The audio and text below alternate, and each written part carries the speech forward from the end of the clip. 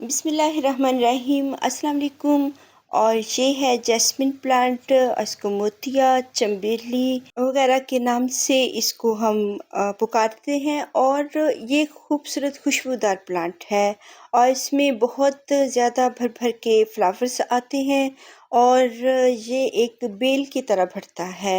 और खूबसूरत प्लांट जिसमें 2-3 वैरायटीज़ आपको मिल जाती हैं। इसमें सिंगल पेटल्स वाले भी होते हैं और डबल पेटल्स और एक बिग फ्लावर वाला होता है और स्मॉल फ्लावर्स में भी होते हैं। और एक एक प्लांट पे आपके 2-3-4 फ्लावर्स भी होते हैं, गुच्छों में फ्लावर्स होते हैं। खूबसूरत प्लांट है, खुशबूदार प्लांट और हर वक्त आपके साथ रहने वाला, आपके गार्डन में रहने वाला। और ये मैंने कटिंग से तैयार किया है। जी बिल्कुल, मोतिया की कटिंग से चल जाती हैं, लेकिन कौन सी कटिंग चलती हैं वो आज हम अपनी वीडियो में इसको डिस्कस करेंगे।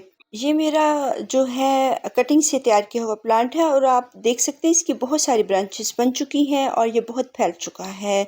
तो इसको हम कटिंग से भी तैयार कर सकते हैं। इसका मदर प्लांट आपको मैं दिखाती हूँ और इस पे हर जो ब्रांच है उस पे फ्लावरिंग हो रही है, उस पे बड्स बनी हुई हैं। और कुछ की बड्स जो हैं, बहुत सारे फ्लावर्स जो होते हैं रोज़ाना खिलते हैं और रोज़ाना हम इनको उतारते हैं और रोज़ाना ये और भी बहुत सारी इसकी बड्स बन जाती हैं और इनकी ब्लूमिंग होती रहती है, गुच्छों में होती है। तो अगर आपके गार्डन में 2-3 ये मोतिये के प्लांट्स हैं तो इसको आप इसमें से बहुत सारे फ्लावर्स गेट कर सकते हैं रोज़ाना। तो इसमें हमें इसकी केयर भी करनी होती है और इसको खुराक की भी ज़रूरत होती है। और खूबसूरत प्लांट है और इसकी जो रिक्वायरमेंट है इतनी ज़्यादा हाई नहीं होती है। अगर हम इसको बहुत ज़्यादा वाटरिंग करते रहते हैं और हर वक्त पानी देते रहेंगे तो ये फिर प्लांट इसकी ग्रोथ रुक जाती है। और ठीक है, ये पानी को पसंद करता है, लेकिन फिर भी इसको अगर हम इसकी वाटरिंग नहीं रोकेंगे तो इसको पेस्ट लग जाते हैं। और बहुत जो प्लांट्स होते हैं इसकी मैं आपको रूट्स दिखाना चाह रही हूँ। और अगर हमें कोई अच्छी सी कोई ब्रांच मिल जाती है तो फिर हम इसकी जो है कटिंग भी लगाएंगे। और क्योंकि ये मेरा प्लांट कटिंग से तैयार किया हुआ है और खूबसूरत प्लांट है और हेल्दी प्लांट है तो हेल्दी कटिंग हमें चाहिए। और इसका मदर प्लांट मैं आपको दिखाती हूँ, क्योंकि अगर आपके पास एक सक्सेसफुल कटिंग है और वो चल चुकी है और एक हेल्दी प्लांट बन चुकी है तो इसका मदर प्लांट ये है। और इससे मैंने एक कटिंग ली थी और इसके ऊपर भी बहुत सारे फ्लावर्स हैं और इसकी जो बहुत सारे फ्लावर्स हैं वो मैंने रात को कुछ गेस्ट आए हुए थे उनको भी तोड़ के दिए हैं। तो ये भर भर के इन पे फ्लावरिंग होती है, इसके लिए हमें थोड़ी सी केयर करनी पड़ती है। और ये मेरा बहुत पुराना ओल्ड प्लांट है, तकरीबन 5-6 ईयर्स हो चुके होंगे। और गार्डन में जो सबसे पहले आने वाले प्लांट्स होते हैं उनमें ये जैस्मीन और रोज़ प्लांट्स होते हैं जो सबसे पहले हमारे गार्डन में आते हैं। तो ये मेरा बहुत ओल्ड प्लांट है और हर साल इसमें फ्लावरिंग होती है और इस पे कुछ पेस्ट लगे हुए हैं। तो पेस्ट की प्रॉब्लम होती है इनके ऊपर गर्मियों में। और ये जो बहुत सारे हमने फ्लावर इनमें से तोड़े हुए होते हैं तो इनके कुछ पार्ट्स प्लांट के ऊपर रह जाते हैं, उनको ज़रूर निकालना होता है। और साथ साथ इनकी पिंचिंग भी करनी होती है। अगर हम इसकी डेड ब्रांचेस को कट नहीं करेंगे और इसकी जितने भी पार्ट्स होंगे वो इसमें से नहीं निकालेंगे तो फिर ये मज़ीद ब्लूमिंग नहीं करेगा। और जो इनकी ड्राई ब्रांचेस होंगी वो तमाम ही एनर्जी अपने अंदर रखेंगी और फिर ये ब्लूमिंग पे नहीं आएंगे। तो ये जितनी भी इसके छोटी छोटी टहनियाँ होती हैं और इनके जितने भी एक्स्ट्रा पार्ट्स होते हैं इनको साथ साथ कट करते रहें, क्योंकि हम फ्लावर्स तोड़ लेते हैं लेकिन ये जो इनके पार्ट्स रह जाते हैं इनको हम नहीं तोड़ते हैं तो फिर ये मज़ीद ब्लूमिंग नहीं करते हैं। अगर थोड़ी सी ब्रांच जो होता है लीफ उसके नीचे से कट करें तो फिर उसमें से न्यू लीव्स आएंगे और उतनी ही इसकी हैवी जो है ब्लूमिंग होगी।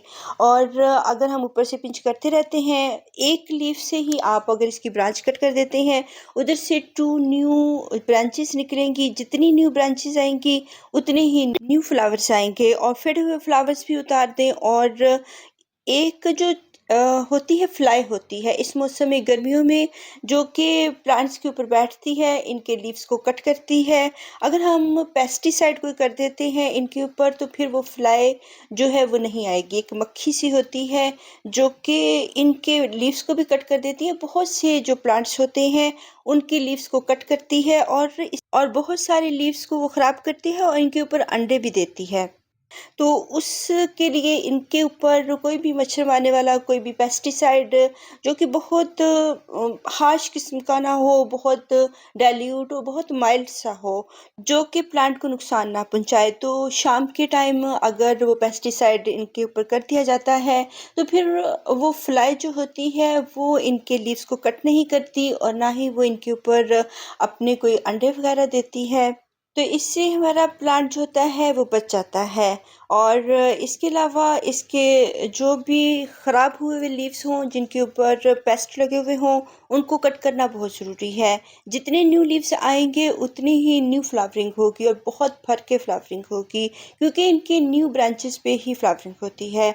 ओल्ड ब्रांचेस, अगर फरवरी का मंथ है, इसको अच्छी तरह से आप इसकी काट छाँट कर दें, इसको काट दें। और बहुत सारी जो इनकी ब्रांचेस होती हैं उस वक़्त ये डोरमेंसी से निकल रहे होते हैं और न्यू न्यू लीव्स आना स्टार्ट हो जाते हैं, क्योंकि सर्दियों में ये डोरमेंसी में चला जाता है और इसके बहुत सारे जो लीव्स होते हैं वो गिर जाते हैं, और बाज़ की तो बहुत सारी सिर्फ ब्रांचेस और इनकी टहनियाँ ही रह जाती हैं। तो इसको आप अच्छी तरह से इसकी कटिंग कर दें।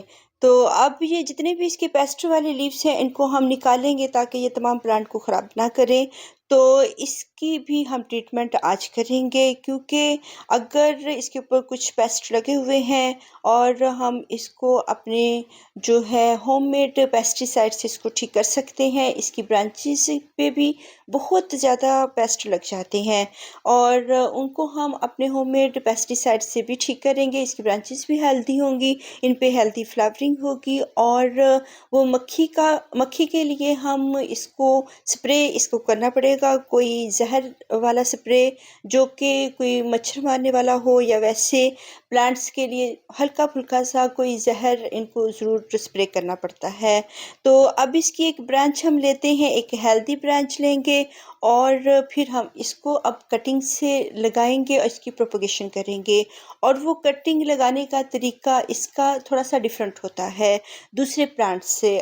दूसरे प्लांट्स की तो हम ऊपर से एक ब्रांच कट करते हैं और उसकी कटिंग लगा देते हैं, लेकिन अगर हम चंबेली और जैस्मिन प्लांट की, मोतिया प्लांट की, अगर हम कोई ब्रांच ऊपर से कट करेंगे तो उसकी कटिंग नहीं चलेगी।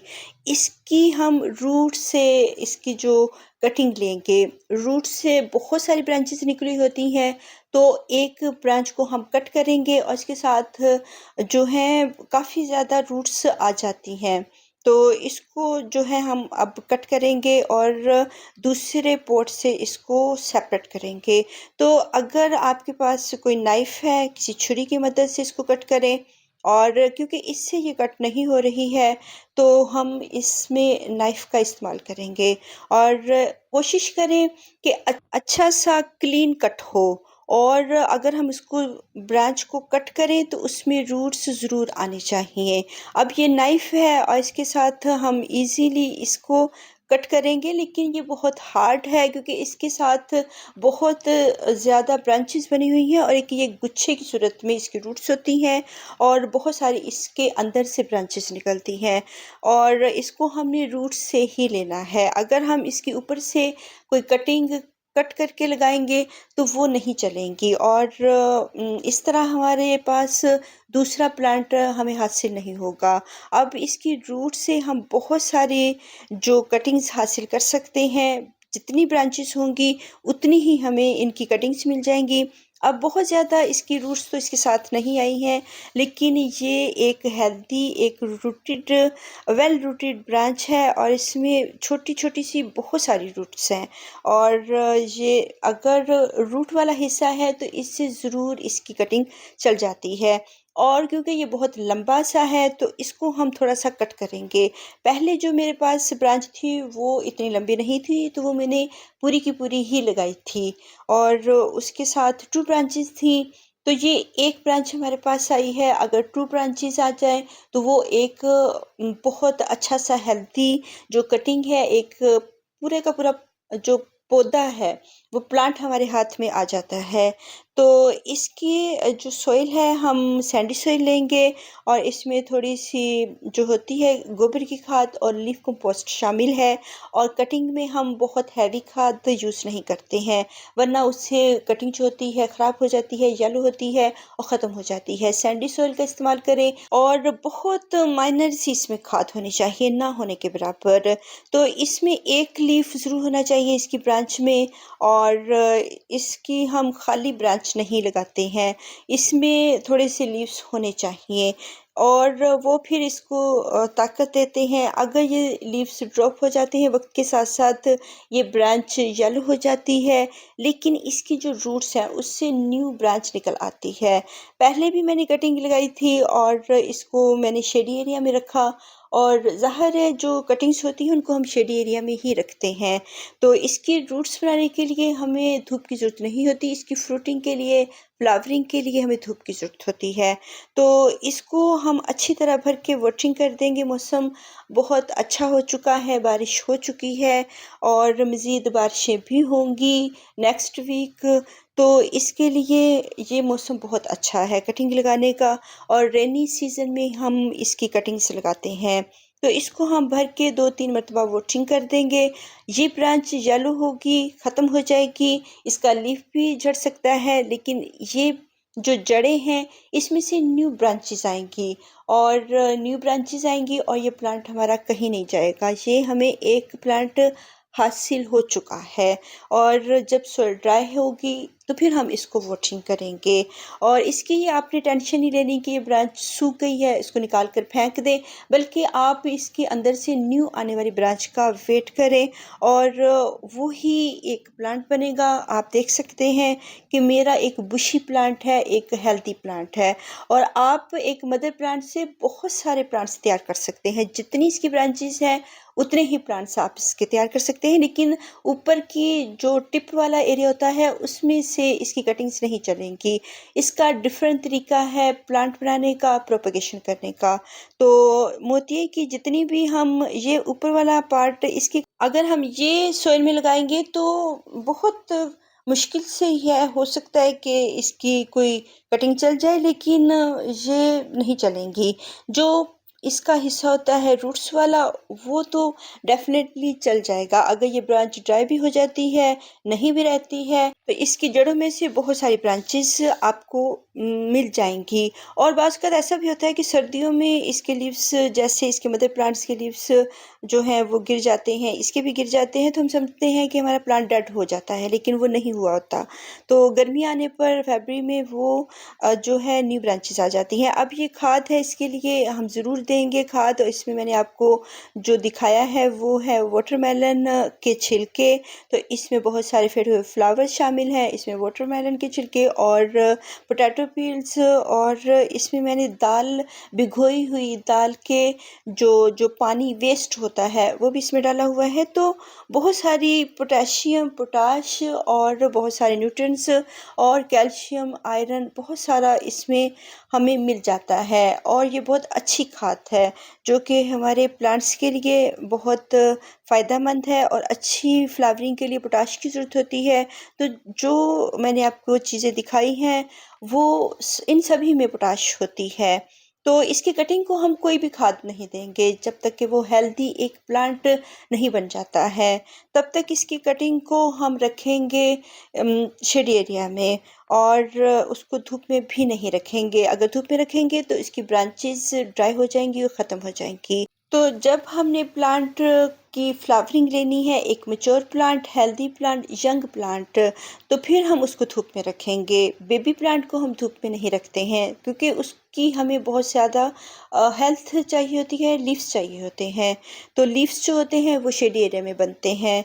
तो इसकी जो हमने अभी इसको फर्टिलाइज़ कर देना है और तमाम ही गर्मियों में अभी तो बारिशें स्टार्ट हो चुकी हैं और बारिशों में बहुत सारे न्यूट्रिएंट्स होते हैं और जो कि इनको मिलते रहते हैं। बहुत हार्श वेदर में हम इसको कोई भी खाद नहीं देते हैं और फ़रवरी में जब इसके न्यू न्यू लीव्स आ रहे होते हैं तब हम इसको बहुत अच्छी सी फर्टिलाइज़र देते हैं, इसकी गोडी करते हैं और इसमें जो है गोबर की खाद और जो लीफ कंपोस्ट है या वर्मी कंपोस्ट है इसकी जड़ों में हम डाल देते हैं, इसकी अच्छी तरह गोडी करते हैं। और फिर बाद में बहुत गर्मी आ गई थी तो मैंने इसको कोई भी फर्टिलाइज़र नहीं दी। अब मौसम थोड़ा-सा ठंडा हुआ है, 8 मई है आज, 8 मई है और आज मौसम बहुत अच्छा-सा हो गया है और आज भी बारिश हुई है। तो इसमें ये है कि हम अगर अच्छा-सा मौसम हो जाता है फिर इसको फर्टिलाइज़र देते हैं। तो ये गोबर की खाद है, इसका हम पेस्टिसाइड तैयार कर रहे हैं। ये गोबर की खाद का एक टी फर्टिलाइज़र जो कि प्लांट्स के लिए पेस्टिसाइड भी है और फर्टिलाइज़र भी है और प्लांट्स को बहुत पसंद होता है। तो बहुत सारे जो पेस्ट लग जाते हैं, कीड़े लग जाते हैं, इनके ऊपर हम छिड़काव करते हैं और इससे इसकी जो बड्स होती हैं, इनकी ब्रांचेज़ भी हेल्दी होती हैं और फ्लावर्स भी मोटे-मोटे आते हैं और हेल्दी फ्लावरिंग होती है और इसके पेस्ट भी ख़त्म हो जाते हैं। ये बहुत अच्छी पेस्टिसाइड है और जो पोटाश की मैंने पहले फर्टिलाइज़र प्लांट को दी है, उसका भी छिड़काव कर सकते हैं, उससे भी बहुत हेल्दी जो इसकी फ्लावरिंग होती है और प्लांट्स हेल्दी होते हैं। तो इसको फुल धूप में रखना है, फिर ये फ्लावरिंग करेंगे और पानी रोकना ज़रूर है। अगर आप हर वक़्त मॉइस्ट सॉइल रखेंगे, तो ये फ्लावरिंग पे नहीं आएगा, सिर्फ़ पत्ते बनाता जाएगा। तो इनकी फ्लावरिंग के लिए थोड़ा-सा पानी रोक के जब अच्छी तरह सॉइल ड्राई हो तो भर के पानी दें। अल्लाह हाफ़िज़।